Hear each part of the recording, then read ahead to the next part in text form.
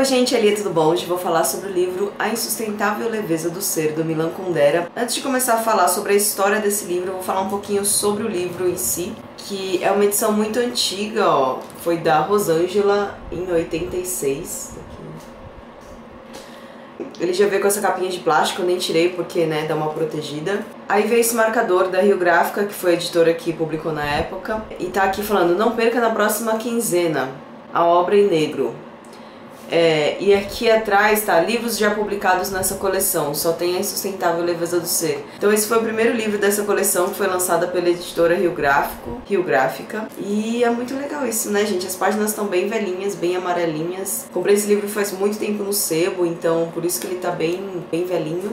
Mas ele tá perfeito por dentro, dá pra ler muito bonitinho. E agora vamos falar sobre o livro, né? O livro vai contar a história do Tomás, da Sabina, da Teresa e do Franz. Tomás é um médico, a Sabina é artista plástica, Teresa se torna uma fotógrafa no livro e o Franz é um professor universitário, se eu não me engano. A história dos 4 personagens vão estar conectadas. O pano de fundo para a história desses 4 personagens vai ser a Primavera de Praga e a invasão dos russos na Tchecoslováquia. Ou o contrário, porque vai chegando na metade do livro a gente vai vendo que a Primavera de Praga, a invasão russa, vai se tornando um pouco mais importante do que a interação desses 4 personagens. A gente tem aqui questões filosóficas como a leveza e o peso e o eterno retorno, que eu acho fantástico, apesar de não ter muito aqui. O que a gente vai ter mais é a leveza e o peso, até por causa do nome, Insustentável Leveza do Ser. Vou tentar falar um pouquinho da história de cada personagem. Thomas é um médico que se relaciona com várias mulheres, ele sempre fica com alguém na noite e tal. Pessoas que ele conhece e pessoas que geralmente ele já fica.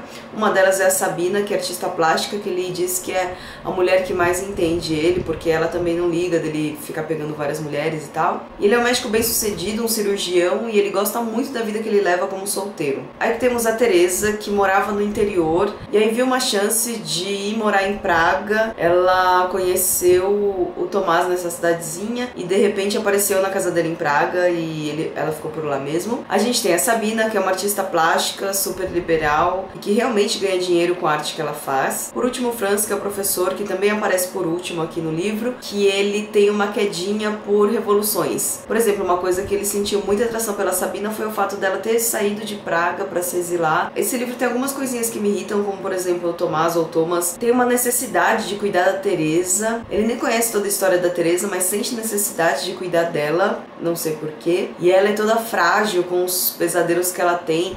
Pesadelos do Tomás traindo ela, e isso é verdade mesmo.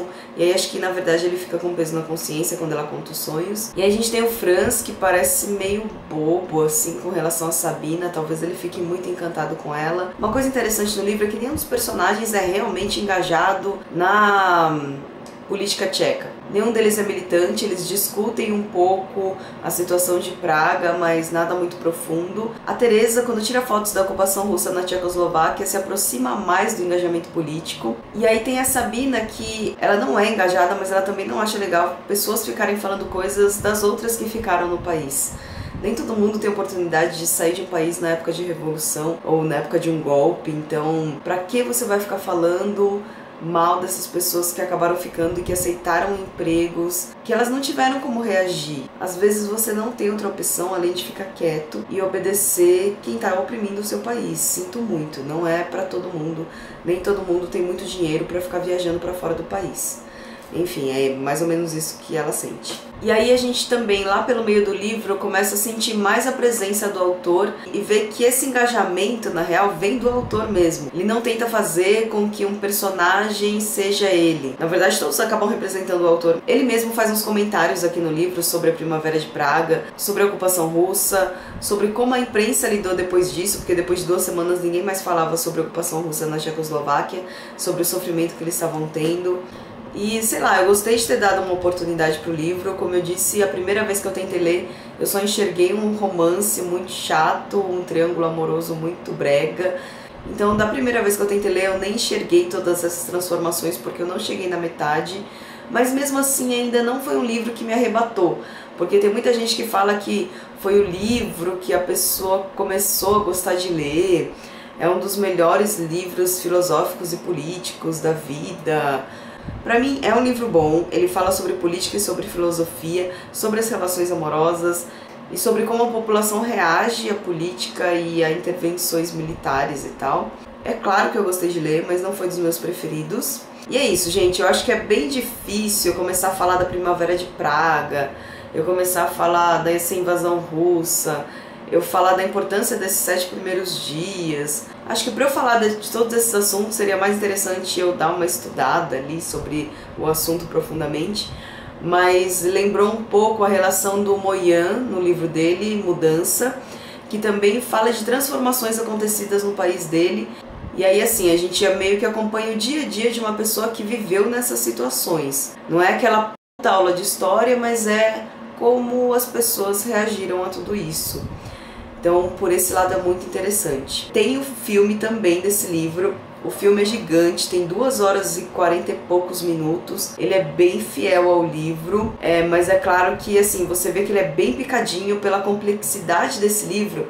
Teria que ser um livro de umas 3 horas e meia, pelo menos. Mas o filme é muito bem feitinho.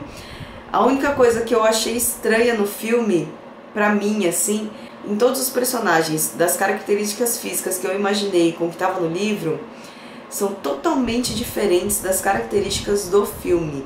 Eu teria feito um cast completamente diferente. Aí é claro que a gente também tem que ver o ano que foi rodado, o país que foi feito, a escolha do diretor, ou o que ele queria com esse cast, então, enfim, é muito complexo. Mas o filme é bem parecido com o livro. Alguns olhares, porque assim, quando a gente lê o livro, a gente sabe os pensamentos dos personagens.